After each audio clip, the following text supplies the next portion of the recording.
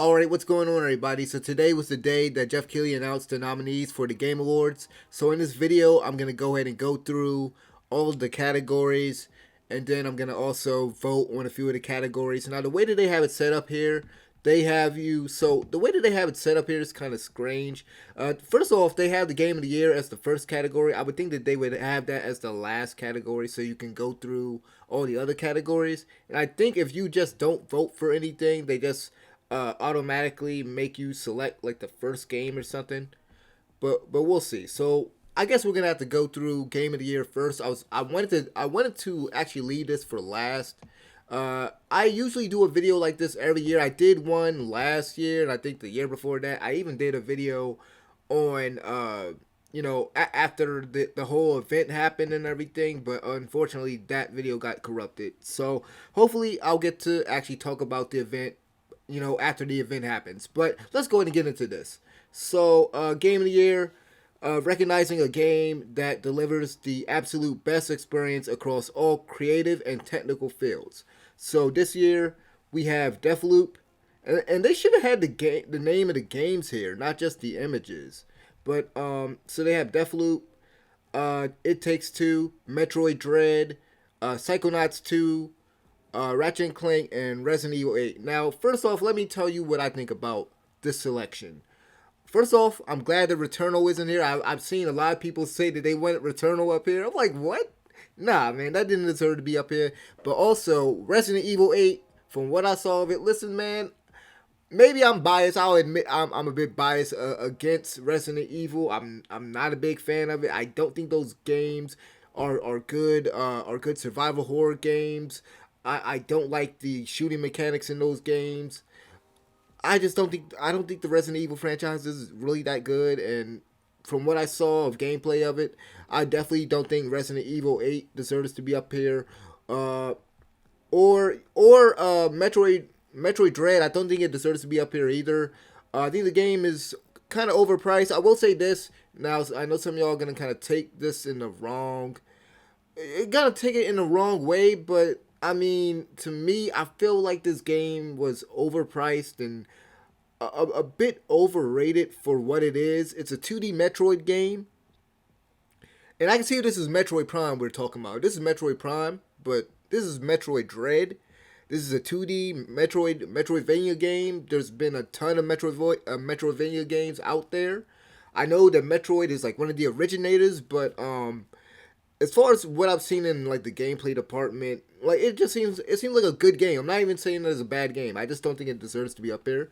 So Metroid and Resident Evil 8, I don't think that deserves to be up here. Psychonauts, I've heard good things about this. Like, listen, I don't want to be, again, I don't want to bring my bias into this, but that art style, I don't think the game. So I don't think the game looks good, right? I don't think the game looks good from a visual perspective. I even heard that the as far as like the gameplay goes, it's like it's not even all that impressive. The cool thing about it is really the story and how it gets into the psychological things that it gets into and the themes that the story gets into. But as far as Game of the Year, as someone just outside looking in, I don't think that deserves to be up here either. Where's Scarlet Nexus? Like, I'm biased as heck, but like, where the heck is Scarlet Nexus? I kind of would have liked to see that up there. Ratchet and Clank. I've seen a lot of people downplaying Ratchet and Clank, and I'm gonna be honest. Ratchet and Clank is the only game that I've seen this year. Just outside looking in. I have the game. I haven't played it yet. I'll admit that, but it's the only game that I've seen this year that looks like a next-gen game. It's one of the only next-gen games that we've gotten this year because we've gotten a lot of cross-gen games. And Ratchet and Clank, man, Ratchet and Clank and the Insomniac team, they always make good games. There's maybe been like a few bad Ratchet and Clank games when they were doing like, what was it, All for One or whatever crap they were doing. But this game, from what I've seen and from what I've seen from reviews, like it's a really, really, really good game. So for me, oh yeah, let me go ahead and touch also on It Takes Two and Deathloop. So if It Takes Two, I think it deserves to be up here. I mean, usually I would say for like, because I guess you would still consider this for an indie game. Considering the year, considering what came out this year, I guess you could definitely put that up there. Usually, I would say, why, like, I don't think that indie games deserve to be up there, but with what Joseph Ferris, I believe that's his name, what he does with these co-op games, there's not a lot of co-op games around, and from what I've heard and seen, he does some really cool things with the design where you have to play with two players. And I'm not even gonna knock it for being up here. Would I put it up there personally? No, but I'm not gonna knock it for being up there. I don't think it deserves to win, but it's nominated. I'm not even gonna get mad at it. Uh, Deathloop. Here's the thing. I'm a bit biased here, kind of from both sides, because on the one hand, Deathloop, like from what I've seen from the gameplay and everything, it seems like it's just literally Dishonored, but with roguelike elements to it. And for me, I don't like roguelike type games. I don't think that I just don't like personally the design of it. I'm not gonna sit here and kind of trash on everything that is roguelike, because I do realize that that's kind of personal taste. But for me, I'm just happy to see that Arcane is getting some type of recognition, because a lot of people did not support the Dishonored games, and those games they had to stop doing them because it's not going to be profitable for them to keep doing those games, even though those games were critically well received. But for me, I don't think the Deathloop, just based off of what I've seen, it's like literally, like they literally seem like they just kind of copied and pasted a lot of the Dishonored mechanics and then kind of added roguelike stuff to it. From what I'm saying, just like based off of this selection, I have to give it to either Ratchet and Clank. Honestly, I'll just give it to Ratchet and Clank. Just based off of what I've seen, and I know some people have said that they feel as though the game could have been better if the other character Rivet would have had her own selection of guns. But regardless of that, the game is solid. The game is really good. I'll give it to Ratchet and Clank. And then also, let me say this also about Metroid Dread. I feel like, Nintendo, like Jeff always has to give Nintendo something, and then you gotta remember this also when it comes to all these categories and in terms of the voting, that the majority of like the judges and stuff, it's like people in the industry and like influencers, whereas so like those people, their vote is worth 90% while the public is worth 10%. So my vote right here, it's not gonna really matter too much. But just remember that a lot of those people in the industry freaking love Nintendo. So they're always gonna, there's a bit of bias in the industry when it comes to Nintendo. You can believe me or not, but so let's go into the next category. Hopefully this thing loads up. Earlier it wasn't. It might take a little bit of time. I don't know if the website is just okay. This joint is messing up. So bear with me here. Hopefully we can get this next one up. If not, I might have to kind of go back and maybe edit this video a bit. And then it's telling me to sign in. Okay, I'm signed in. See, I don't know if something's happening with the website. I may have to cut this part out. Just kind of cut this up. Okay. Okay, so the next category we have is Best Game Direction, awarded for outstanding creative vision and innovation in game direction and design.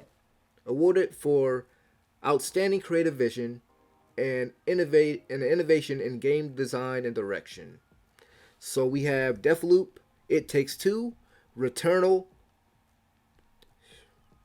Psychonauts, and Ratchet and Clank. So here's what I'll say here. So Ratchet and Clank, honestly, like the big gimmick for Ratchet and Clank was the whole Rifts thing, and from what I've seen, I don't think that it was like that big game changer that they were kind of marketing it as. I mean, yeah, you can go into like these different worlds and there's no loading or whatever, but I don't think that that's like too like revolutionary. It would have been more revolutionary if they did more with that. From what I've gathered, Psychonauts, I don't think it was doing anything. So like I have heard good things about like the level design and everything with that game. Returnal, get that crap out of here. I'm sorry, I just gotta be blunt with this. Like what is Returnal doing so revolutionary. It's just a roguelike. It's just a like an arcade roguelike type thing, right? It's like from what I've seen and from what I know about the game, it's not doing anything different. Same thing with Deathloop. Really, honestly, I would give it, and I can't. You know what? I'm gonna give it to this. I'm gonna give it to It Takes Two because making a good co-op game that can last for as long as this game is, as what I've heard. That's a hard thing to do. It's hard to do a game that's completely co-op. Okay, so I did have to scroll down. So they did have the names of the games. Okay, I just didn't scroll down. So that was my bad. So yeah, but I will give it a It Takes Two as far as best game direction. And hopefully this thing doesn't screw up again. Like I said, if the pages keep messing up, I might have to edit this video a bit. Um, so for best narrative, for outstanding storytelling and narrative development in the game, first of all, I'm already tell you. Okay, so first off, let me go ahead and read the nominees here. We have Deathloop, It Takes Two, Life is Strange, True Colors, Marvel Guardians of the Galaxy, and Psychonauts 2. Now, listen, based off of what I've seen in terms of gameplay and well, we're not even talking about gameplay here because we're talking about storytelling and narrative. I'm gonna keep it honest with y'all, man. I could sit there and watch all day. I could watch this game completely on YouTube. Like you know how people sometimes watch like all the cutscenes of a game on YouTube, like they'll look up like The Last of Us. It'd be like The Last of Us 2 full movie and it'll just be all the cutscenes. I could do that with Marvel Guardians of the Galaxy. Like I feel like if this game doesn't get it, it would be it would be snubbed, man. It would be snubbed if they don't give it to this, man. It would be a straight up snub if they don't give it to Marvel's Guardians of the Galaxy. I think in terms of the writing, the characters, I think what's the team? Eidos Montreal. I think they did a really good job with this game, just based off of the dialogue, the story that I've seen so far. And I've seen a lot of the game because I was watching a lot of people play it. Deathloop. I heard some good things about that. First of all, Life is Strange. Get that crap out of here. Get it out of here. That doesn't deserve to be up here. But these other games, I'm not even gonna knock them. I'm not gonna knock them. I think Marvel's Guardians of the Galaxy. I think this game was really the surprise hit of the year, and also another thing. I think this game, even though the gameplay wasn't great, I wouldn't have been too mad if they would have had that for Game of the Year over something like Resident Evil or what was the other game that they had up there? One of the other ones that I said that shouldn't have been up there. So let's go ahead to the next one. So for best narrative, I will give it to Guardians. Let's see if this thing will load. All right, give it a second. Like, this website must be getting hammered right now. And let me go ahead and close some tabs. Maybe that'll increase the speed or something.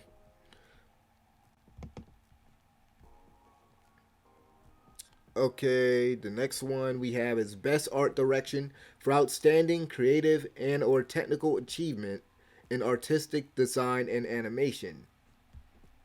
So we have The Artful Escape. I've heard of this game by name. I don't know what the heck it is. I ain't gonna lie to y'all. Deathloop. We have Kana, Bridge of Spirits. We have Psychonauts 2, and we have Ratchet and Clank. Now, the two. So first of all, get The Artful Escape out of here, just based off of what I'm seeing here. I would just get that out of there.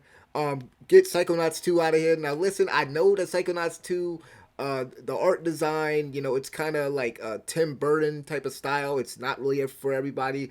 I think the game looks ugly. I'm gonna just be honest. I think it looks like a very ugly game. But so yeah, I would get those two games out there.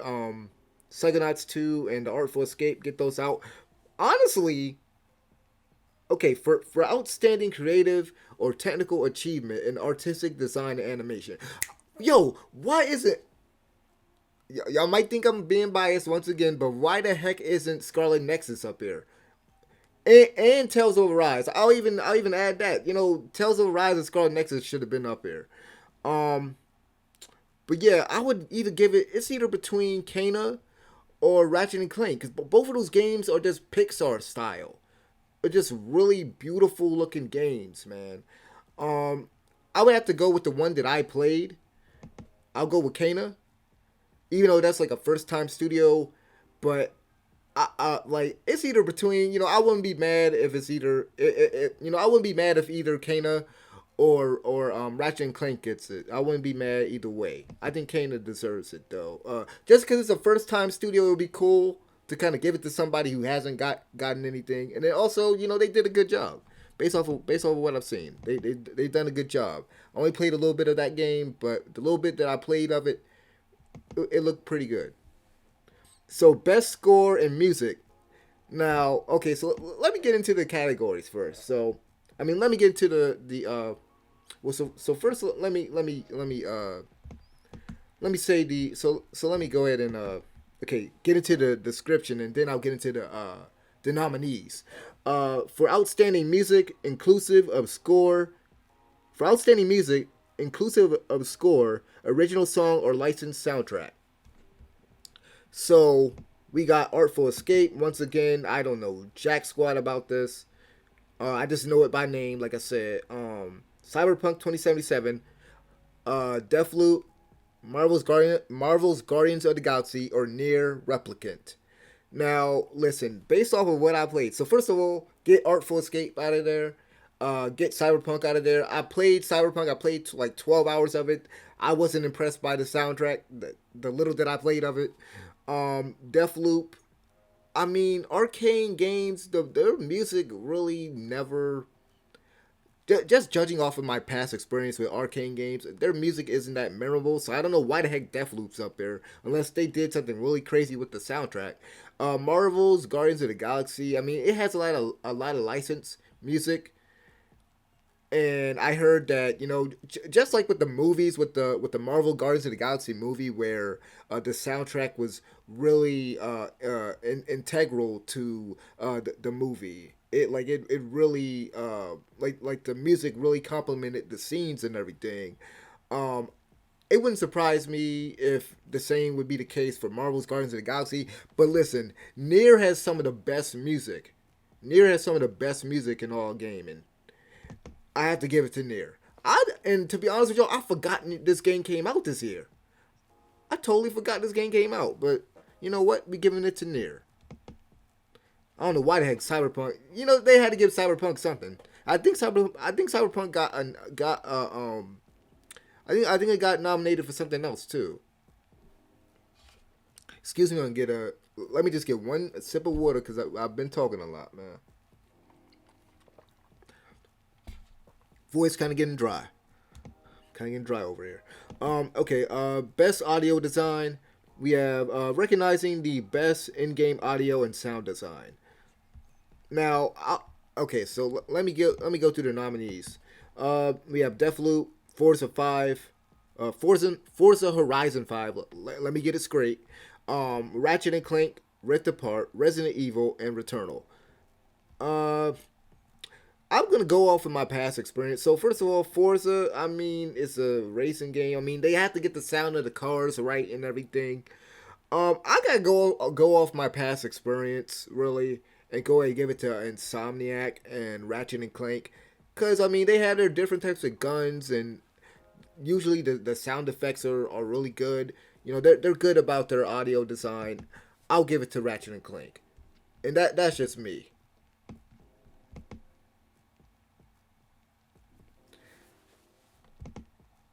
Oh, hold up. Did I accidentally skip? Okay, no, no, no. Okay, I thought I was gonna skip by accident because I pressed the joint twice. Okay, best performance awarded to an individual for voice acting, motion, or performance capture. So okay, so I'm not familiar with any of these people, and that's a good thing because I think I said this. Oh, dang. Okay, so I did skip, so I need to go back. I thought I pressed it twice. Okay, I need to go back. But what I was gonna say is like every year when I go through these categories, I get mad because I see it seems like the same people be getting awards and the same people be getting nominated just about. And I'm seeing a lot of fresh faces here, and that makes me happy. Well, I mean, dang. See, because you have John Carlo, and he's, a lot of people know him for Breaking Bad. But yeah, yeah. I mean, as far as like these other people here, I mean, these are like no names, or at least I haven't heard of them. We have Erica Mori as Alex Chen in Life is Strange. Get that out of here. We have Giancarlo Esposito as Anton Castillo, and I'm gonna just tell you right now, I'm gonna give it to Giancarlo, not just because I think he's a great actor, just based off of the little bit that I saw of his character in Far Cry 6 when it came to like promotional material. Like he was the reason that I was like, I could kind of get this game, but I know it's Far Cry, so I know what to expect in terms of gameplay. So I'll give the John Carlo, but let's continue with the other nominees. Jason Kelly as Colt Vaughn. I heard that the voice acting for both Colt and this chick here, is it Oizumia? I apologies. I'm not even gonna try to pronounce that. But the chick that played Juliana Blake. First of all, it's great to see so many black people this time. I hate to play the race card, but it's nice to see a bunch of black people get nominated instead of just Nolan North and Troy Baker and Laura Bailey and the same people over and over. We have Maggie, what's her name? Maggie Robertson as Lady Demiscu from Resident Evil. Man, people were going crazy over this character, man. And I heard that she wasn't like she was barely in the game. So like what? Like she wasn't like the main thing. It was like a Voss situation, like Voss from Far Cry. It was like that sort of situation with that character. But yeah, I'll give it to John Carlo. So I gotta wait until this thing loads up. Hopefully, it's not gonna take a long time to load up. Okay. Games for impact. This is one of those. This is one of those SJW nonsense categories. Games for impact for a thought provoking game. For a thought provoking game with a pro social message, a pro social meaning or message. I haven't heard of some of these games. I'm pretty sure. Before Your Eyes, Boyfriend Dungeon, Chicory, a colorful tale, No Longer Home, and Life is Strange. SJW nonsense. I mean I have to pick something because they're gonna select something, regardless of if I pick something. I believe so. Man, I'm gonna go ahead and give it to this because it looks different. It looks different. I'm just gonna go with that. Like once we get to the esports categories, I'm gonna just click. I'm gonna really just click next because I haven't heard of some of these dudes. I'm gonna go through them. I'm gonna let y'all see who the nominees are for like the esports and everything. But I don't watch esports. I'm familiar with some people, but not the people that they not the people that they we're talking about up here or put up there as nominees. I hope I'm not. I hope I'm signed in. I hope I'm signed in because it says sign in. Hopefully I'm signed in. See, now it's saying votes cast. Hold up, man. This website is garbage. Hold up. Apologies. I should be good now, right? I might have to go do this again. I might have to go do this again when I'm done this video. So I ain't gonna worry about it. I'm gonna just go through it again. Um, but best ongoing game awarded to a game for outstanding development of ongoing content that evolves the player experience over time. We have Apex Legends, Final Fantasy 14, Fortnite, Genshin Impact, and Call of Duty Warzone. Now I'm gonna go off of what I hear online and what I've heard online. Um, I've heard that Final Fantasy 14 is a really good game. Apex has been really good, supported, and obviously Fortnite just keeps getting more content over and over. We just got, I shouldn't say we, because I don't play Fortnite. I definitely don't play that crap. But Fortnite is getting Naruto now. Like they're getting so many things. They got Venom, as you can see here. Um, if I had to give it to one, I mean, I don't like the game, but they are supporting it. this game, everywhere you go. Oh man, hold up. So I do have to sign in to do. See, but it's not letting me sign in. That sucks. It's not letting me sign in. It's weird, man. Yeah, something's going on with a. Something's definitely going on with this. But I would give it to Fortnite. I definitely give it to Fortnite. I'm gonna just wait to do the voting and everything. Once I'm done this video, I'll have to go back to this. Unfortunately, something's going on with their website. I think they're just getting hit with a lot of traffic. It could be that. But we gonna continue. Best indie game for outstanding creative and technical achievement in a game made outside the traditional publisher system. We have 12 minutes, Death's Door, Inscription, Kana Bridge of Spirits, and Loop Hero. Now, out of all these, first of all, 12 minutes, not really a game. It's more of a, I forgot what you call those type of things. It's kind of like one of those point and click adventure type of games. I do like the idea of it, and I do like that they have actual actors in there. They have the guy that played Professor X, and I think they have another. I forgot who else, but they have Willem Dafoe. I think Willem Dafoe's also in that.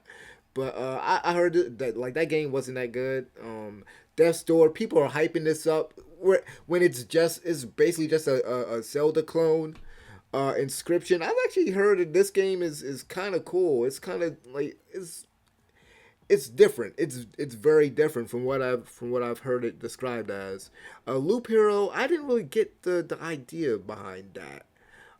For me, just based off of what I played, I give it to Kana. I would definitely give it to Kana. Oh yeah, I keep forgetting I gotta sign up for that, but I would definitely give it to Kana.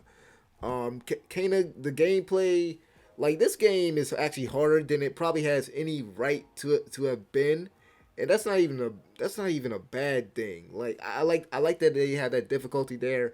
Once again, the graphics look good. Like this looks like a AAA game. Like it has that old school PS2 platformer. Jack and Dexter, Sly Cooper. Old school style sort of feel to it. So I would definitely give it to Kana. Now, hopefully, this thing don't take too long to load. Like I said, I think this website has just been hit by a lot of traffic, so I'm gonna have to go back through this. Best mobile game. I don't be playing mobile games, so this category, I don't know. The best game playable on a mobile device. Fantasian, Genshin Impact. Excuse me. League of Legends, Wild Rift. We have Marvel Future Revolution, and Pokemon Unite. I heard Pokemon Unite. They have a lot of like microtransactions, and it's basically a pay to win game. I've had my experience with Genshin Impact. I wasn't impressed with it. Um, League of Legends. That's not my thing. Like I said, I don't play mobile games like that. I would probably give it to Marvel Future Revolution. Yeah, I'm biased because I like, superheroes and Marvel stuff. Like if it wasn't for the pay to win type of stuff in there, in the Pokemon game, I would probably give it to this because when that first got announced, it did seem kind of interesting. Seemed like a cool game. Eh. Okay, so hopefully this thing don't take too long to load. Like I said, man, I don't mean to repeat myself, but yeah, this thing is definitely getting hit by a lot of traffic. I don't want to hit the button again because it might skip the category. Best community support, recognizing a game for outstanding community support, transparency, and responsiveness, inclusive of active, social media activity, and game updates and patches. So we have Apex Legends, Destiny 2, Final Fantasy 14, Fortnite, or No Man's Sky. No Man's Sky, wow, they're still doing stuff for No Man's Sky. I honestly couldn't tell you when it comes to this category. Um, yeah, I don't play these games, so I'm not even gonna comment on it. We just gonna move on, but I just want to go ahead and just kind of lay out the nominees for y'all. Um, I know I pressed the button. I don't want to press this joint again. See, man, this website. This is like I want to say the third or fourth time this thing has gone down for me today. Cause it went down on me before I even started the video up, man. Uh, just bear with me for a second.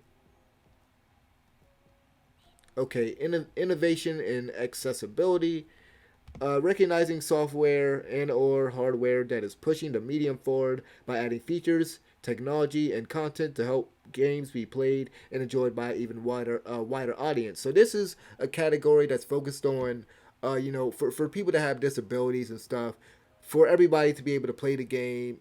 Not to necessarily make the game easier, but just to make it so that people can play the game effectively, right? Um, I'd probably give it just based off of what I've heard. I'd probably give it to Marvel's Guardians of the Galaxy because there's a lot of options there that you can tweak. You can tweak the damage.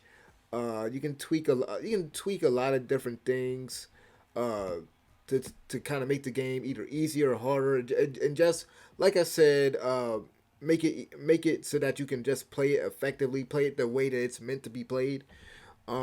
Yeah, I'd probably give it to Marvel just based off of what I've heard. I'll give it to Guardians. And dang man, they got 30 categories. You know what's crazy is that like with the esports stuff that we'll get into, and I'll just like I said, I'll just show y'all the category, but I don't really have anything to say about it. But it's crazy that they have that category, but they don't spend a lot of time on it during the show. Okay, so they have best VR and AR for the best game experience playable in virtual or augmented reality, irresponsible of platform or irrespective of platform. Okay, so what do we have here? We have Hitman 3. I forgot they even had that in VR. I Expect You to Die 2. Never heard of it. Lone Echo 2. Resident Evil 4. How many times are they going to re release this? And that's what? Sniper Elite VR? Okay, so I have nothing to say about this. They'll probably give it to Resident Evil 4. Because I don't think there's any other, I don't think there was any other big, VR games that came out. Okay, so now we're getting into categories I actually give a crap about. Best action game. So for the best action game, okay, so for the best game in the action genre, focused primarily on combat. So why the heck? So let me go ahead and go to the nominees. We have Back for Blood, which is basically Left 4 Dead 3, Chivalry 2, Deathloop, Far Cry 6, Returnal. Why the heck is Returnal here? I don't know. Get that out of here. Once again, why isn't Scarlet Nexus up here? Why, y'all snubbed Scarlet Nexus once again, man. Yeah, Returnal, get that out of here. Far Cry 6 is just literally Far Cry 3 again. Deathloop. Uh, I don't know if Back for Blood is really hidden. Like I don't know if people are really playing it like that. If it's like a big step forward when it comes to that Left 4 Dead formula. I'd probably give it. And I've never even heard. So okay, let me not say that. I won't say I haven't heard of Chivalry 2. I haven't heard anybody online talk about Chivalry. Um, I'll probably get the Deathloop, even though I will say unless they improved it a lot. I mean, the action, the action that was in Dishonored, like when you're like shooting people and all that. Like I played Dishonored as a stealth game, and I'm not sure if the action is like really good uh, in Deathloop. Obviously, because I haven't played it, but I'll probably give it a Deathloop just based off of the ones that we have here. Best action adventure game for best action adventure combining combat with traversal and puzzle solving. Okay, so let me go and get through this. Marvel's Guardians of the Galaxy, Metroid Dread, Psychonauts 2, Ratchet and Clank, and Resident Evil Village. So right off the bat, I already told y'all how I feel about Resident Evil. Get that out of here. Metroid Dread. I guess it's okay that it's in this category. Um, I'm not sure about Psychonauts 2, just based off of what I've heard. It's probably between Ratchet and Clank. Well, honestly, it's not between Ratchet and Clank and Marvel's Guardians of the Galaxy. Ratchet and Clank should definitely win this one because I'll say this is about Marvel's Guardians of the Galaxy, and this is pretty much the primary reason why I didn't pick this up day one. The gameplay seems too simplistic. It doesn't seem like it evolves too much. Like the gameplay, just I feel like they needed to flesh that out a lot more. It definitely needed to be fleshed out a lot more. Whereas Ratchet and Clank, I know what I'm getting into when I'm buying a Ratchet and Clank game. Um, Insomniac doesn't really miss when it comes to Ratchet and Clank. So I would give it to Ratchet and Clank. But I don't know why Resident Evil was there. Now, best role playing game, because here's the thing. So they have Scarlet Nexus in this category. So they have Cyberpunk. So oh my god. Okay, so best role playing game for best game designed with rich player character customization and progression, including massively multiplayer experiences. So here's the thing. So we have best role playing game.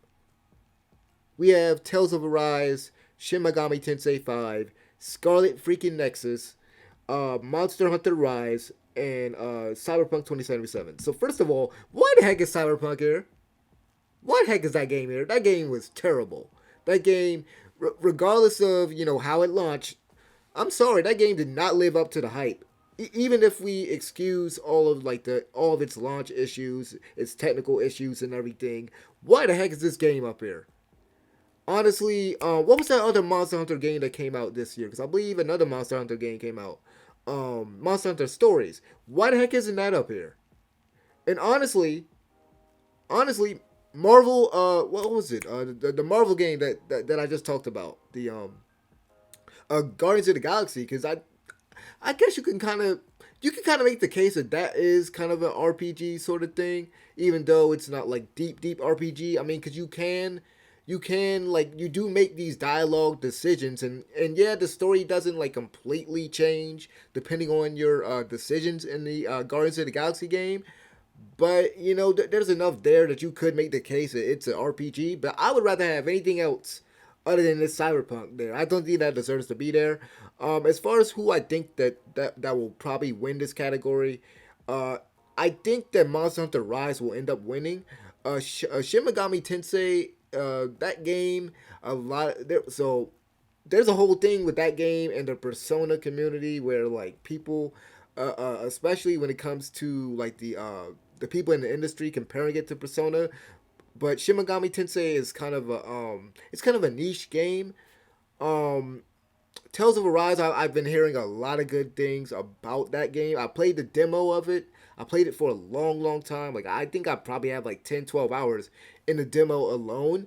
But from my experience playing that, it seemed kind of way too easy. It seemed like it almost seemed like the AI, like I could just sit there and the AI could just take care of the enemies.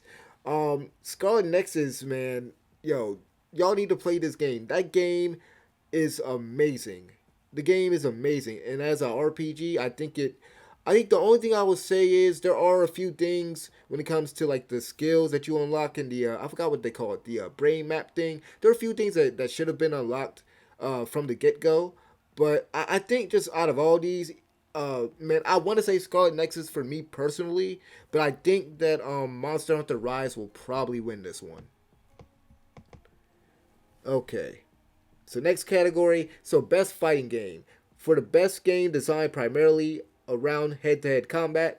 Now, man, this one hurt me a bit cuz like Demon Slayer got a nomination, but the year that My Hero One's Justice 2 came out, it didn't get no nominations, but of course, One Punch Man and Jump Force got nominations one year. But Demon Slayer got one. Dog, this hurts. This hurts me so much because I feel like My Hero's better. But Demon Slayer, the Hinokami Chronicles, we have Guilty Gear Strive, we have Melty Blood, Nickelodeon. I feel like they had to add, like Nickelodeon got up there because simply they had to fill out the nominee list. And I'm not even trying to slander the game because people like the game, especially like the fighting game community. I don't even know it. Yo, tell me. if you play Nickelodeon All Stars, tell me, is that game dead yet? Because I feel like no people, like, I feel like nobody's really talking about it really. But Nickelodeon All Stars. Then we have Virtual Fighter 5 Ultimate Showdown. I mean, I guess you could add that up there, but that was more of a like a remaster type thing or whatever. But like, so I played Street Fighter. I'm about to say Street Fighter. Virtual Fighter 5. It was like it's dated. It wasn't anything too impressive. I played Melty Blood. I think that's a really accessible. I think it's a really accessible fighting game. It does. So here's the thing. So it's funny because with all these games, I feel like all these games were kind of lacking in terms of the single player type of thing. I should say this: I'm not like a fighting game expert. I'm not like pro MLG, FGC type of dude. So my opinion's gonna be different from someone else that's like really deep into fighting games like that, like really knows the ins and outs. But for me, I feel like Multi Blood was a really good, accessible game, really fast paced.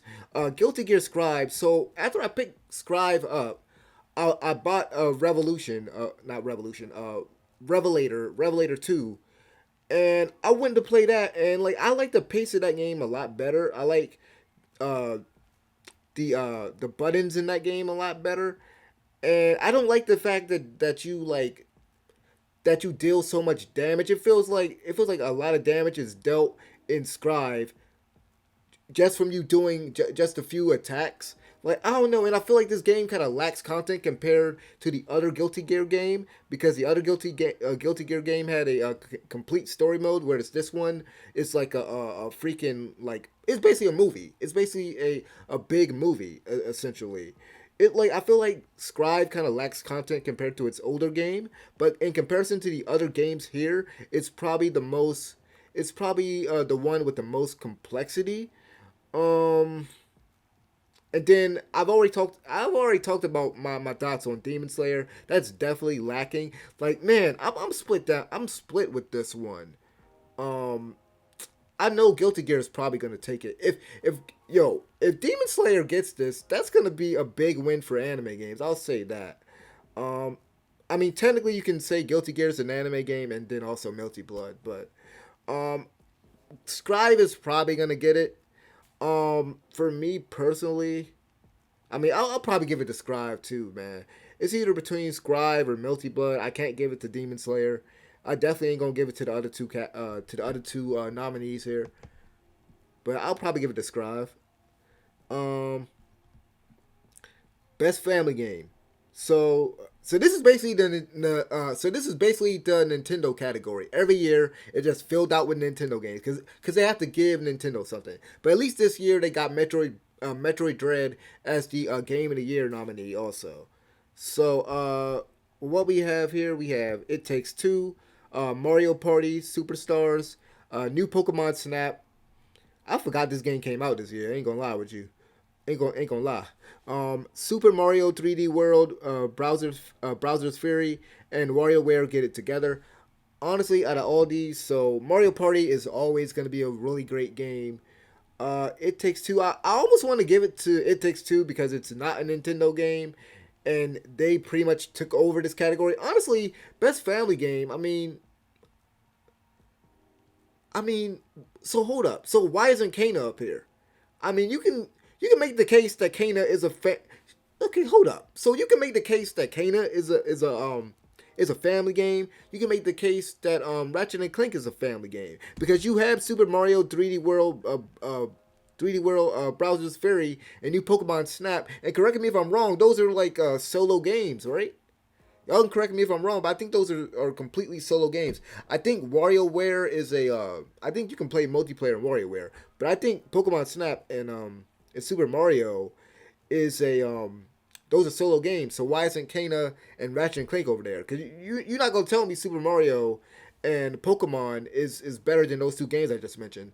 But if I had to choose, I would say Mario Party. Like if we're talking about a best family game, for best game appropriate for family play, irrespective of genre or platform. Uh, like when I hear a best family game, I'm thinking like a game you can play obviously as a family, as the name implies. And I think Mario Party is something that everybody can play whether it be friends, family, young or old. It's a game that can kind of cross generations. It's a fun game. I'll give it a Mario Party. Mario Party Superstars. Um, Best sim and strategy game. So let me go and get a sip of water right quick. Cause I've been talking so much, man. My mouth's so dang dry. Um, Best sim and strategy game. Best game focused on real time or turn based simulation or strategy gameplay, irrespective of platform. Now, I have no dog in this race. I'm gonna just go ahead and read the nominees and kind of move on. Age of Empires 4, Evil Genius 2. I've never heard of this game. Humankind. Never heard of this game. Inscription and Microsoft Flight Simulator. I'm gonna give it to Inscription just based off of what I've heard about this game. I'll probably give it to Inscription. So, best sports and racing game. We already know Forza gonna win this joint. For best traditional and non-traditional sports racing game, F1 2022. I mean 2021. FIFA 2022. Forza Horizon 5. Hot Wheels Unleashed. Is that game good? And Riders Republic. I'll say this about Ubisoft. Even though a lot of us would say that their games are kind of like all the same. Like even with this game, you can compare it to like Steep. You can compare it to Steep. And I were they the ones that did Drive Club, or they did some other type of game? If it's not Drive Club, it was some other type of racing. It was some other type of big racing game that they did that this kind of reminds me of. But I will say the idea of Riders Republic, where like you're able to like basically go around, and if you want to like glide or ride on like bikes or whatever, like just the amount of variety there, that's cool. But Forza's gonna get this. Like I said, with some of these categories, I don't have a dog in the race, man. I don't really care. I don't really care about the racing category. Um, so for the best multiplayer game, for outstanding online multiplayer gameplay and design, including co-op and massively multiplayer experiences, irrespective of game genre or platform. So we have Back for Blood, Knockout City, It Takes Two, Monster Hunter Rise, New World, and Valheim. Uh, I'd probably give it to It Takes Two.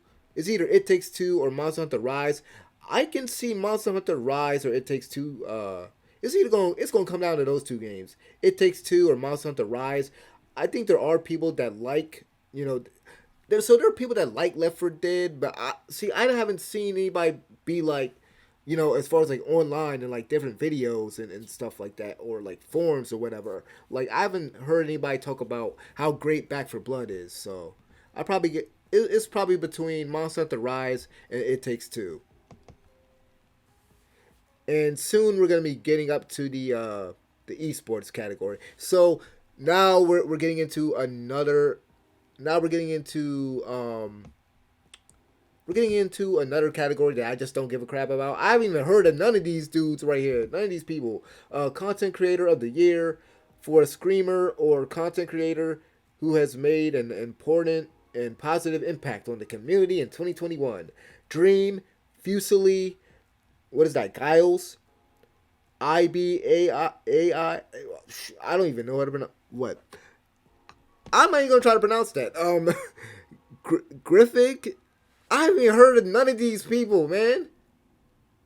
Listen, for content creator of the year, I don't care.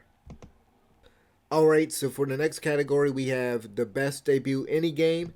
So this is for the best debut game created by a new independent studio. We have the Artful Escape, the Forgotten City, Kana Bridge of Spirits, Sable, and Valheim. I didn't even know Sable was out already.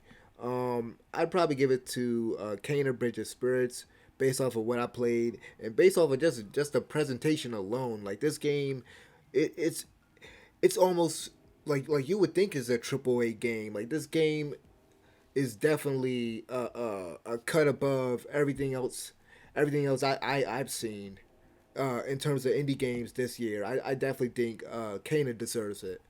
Um, go to the next category. I think we have what? Okay, we have what? 5 or 6 more. Most anticipated game. So when they were running through this, I'm like, bro, I'm gonna be honest with you. I'm gonna be honest with y'all. I don't care about none of these games. I don't care about none of these games.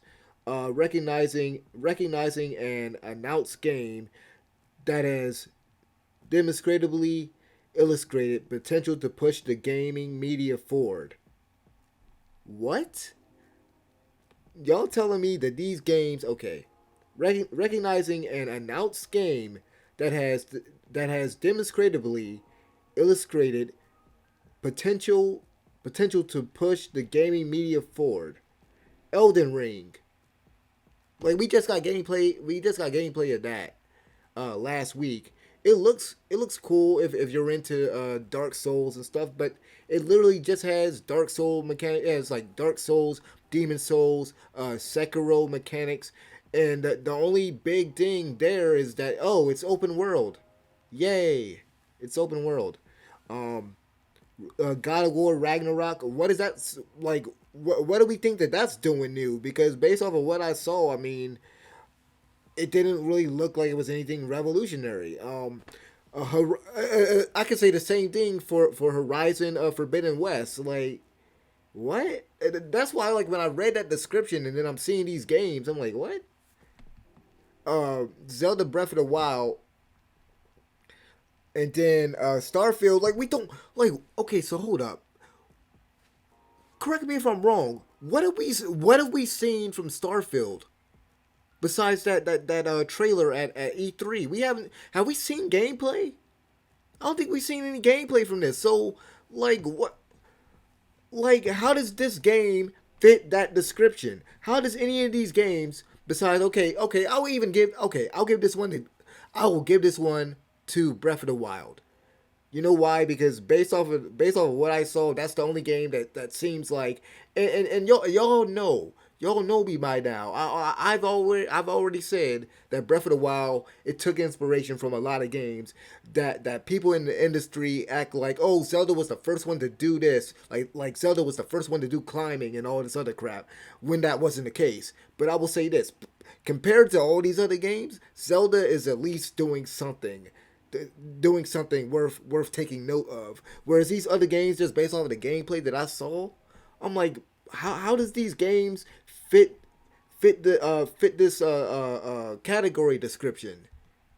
These games do not even fit the category description except for maybe Legend of Zelda. That's freaking stupid. This thing messing up again.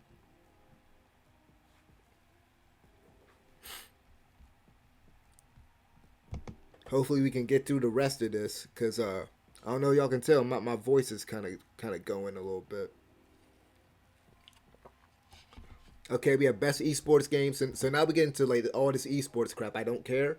We have Call of Duty, Counter Strike, Dota 2, League of Legends, and Valorant. I'm gonna just go with the one. I would go with the one that looks cool to me. I'm going with Valorant. Call of Duty. I'm not into that. I can't get into Call of Duty, man. That time to kill, like you're there for 2 seconds and you're dead. People just running around camping and cheating and stuff. Like nah, I'm good. I'm good on that. And I think the next category is just like for like esports team and all this crap. Okay, best esports athlete. The esports athlete judged to be the most outstanding for performance and conduct in 2021, irrespective of game. I haven't heard of none of these people, man. I haven't heard of none of these people. Oh no, I think. Oh no, no, no. I've heard of Phase. I've heard of like the group called Phase, but I haven't heard of this dude. I haven't heard of none of these people. His name is Simp. His name is Simp. His name is Simp. We have Simp, Showmaker, Collapse, Simple, and Tens. And I don't know none of y'all, so I'm good. I'm good. I don't care who wins. We have Best Esports Team, recognizing a specific esports team, not the full organization. Judged the most outstanding for performance and conduct in 2021. We have Atlanta FaZe, DWGKIA, I guess is how you would say it. Nazis Fin, fin, fin, Nazis Vinkir, I guess is how you pronounce it. So we have Sentinels and Team Spirit. I don't know none of y'all. Because I don't follow esports. This joint keep messing up. Yo, man. Jeff, you're going to have to fix your stuff, man. You're going to have to fix your site. Uh, get the tech support on it or something, man. I mean, I get it. It's a lot of people probably on the site now, man. Best esports coach. Uh, we have Silent. I don't even know how you pronounce this here, but we have what is it? Is it Andrei Sholikov? I ain't even gonna listen. I ain't gonna hold y'all. I ain't gonna try to pronounce all this crap. Um, these are the nominees for the best esports coaches. Y'all can see it here. We moving on because we don't care about esports, man. I think that's it. Okay, yeah, esports events. So we have League of Legends. We have the International 2021, PGL Major Stockholm 2021, the PUBG Mobile Global Championship 2020, and we have the Valorant Champions Tour.